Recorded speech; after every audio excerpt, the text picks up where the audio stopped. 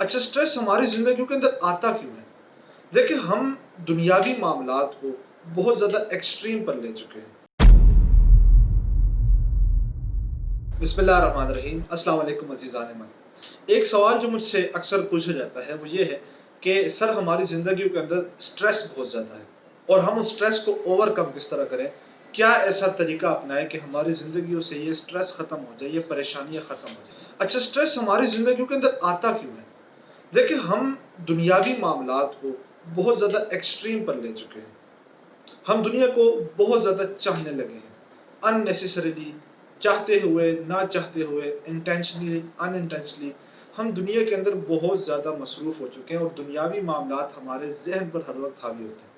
लिहाजा जब हमारे दुनियावी मामलात हमारे मुताबिक नहीं चल रहे होते, जिस तरह हम चाह रहे होते हैं उनको चलाने के लिए, चाहे वो हमारे रिश्तेदारों के साथ है, चाहे वो हमारे लेन देन का कोई मामला है, तो जब वो हमारे मुताबिक नहीं चल रहा होता तो हम स्ट्रेस में मुब्तला होते हैं।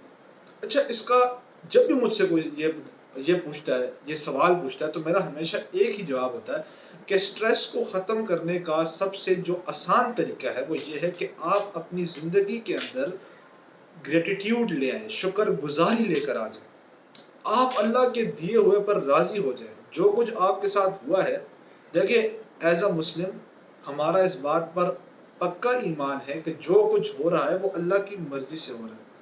तो जब हमारे इख्तियार में ही कुछ नहीं है, जो कुछ हो रहा है वो अल्लाह रब्बुल इज्जत की ज़ात ही कर रही है, तो हम क्यों परेशान हैं?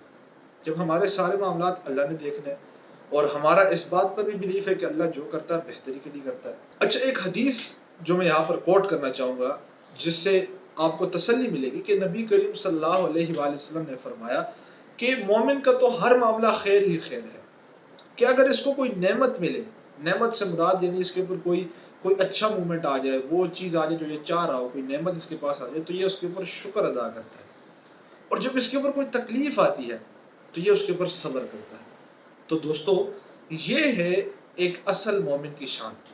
आज हम नेमत पे शुक्र गुजारी भी नहीं कर रहे और जब कोई मुश्किल आती है तो उसके ऊपर बजाय सब्र करने के हम स्ट्रेस में मुब्तला हो जाते हैं। जी हाँ, तो इस दुनिया को दुनिया ही समझे।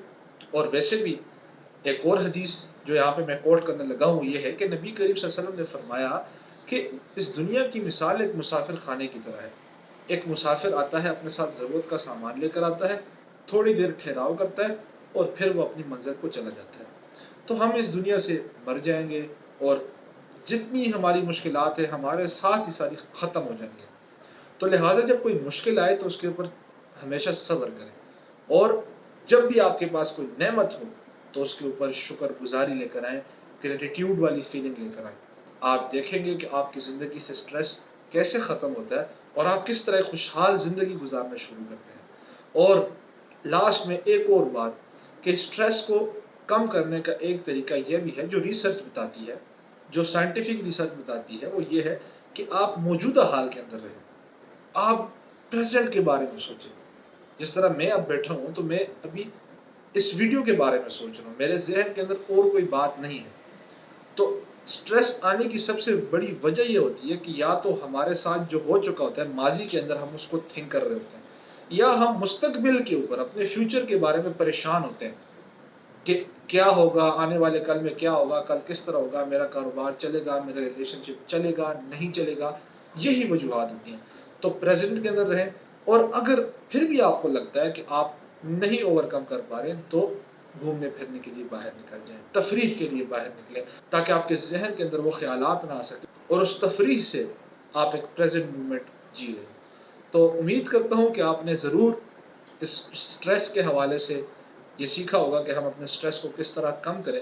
अगर वीडियो अच्छी लगी हो तो ज़रूर कमेंट्स में अपनी राय का इजहार दीजिएगा और अगर आपको लगता है कि इसके अलावा भी कोई अच्छा तरीका है स्ट्रेस को कम करने का तो ज़रूर कमेंट सेक्शन में बताइएगा। मैं बड़ी दिलचस्पी से आपकी राय पढ़ूंगा। Thank you very much. अस्सलाम वालेकुम।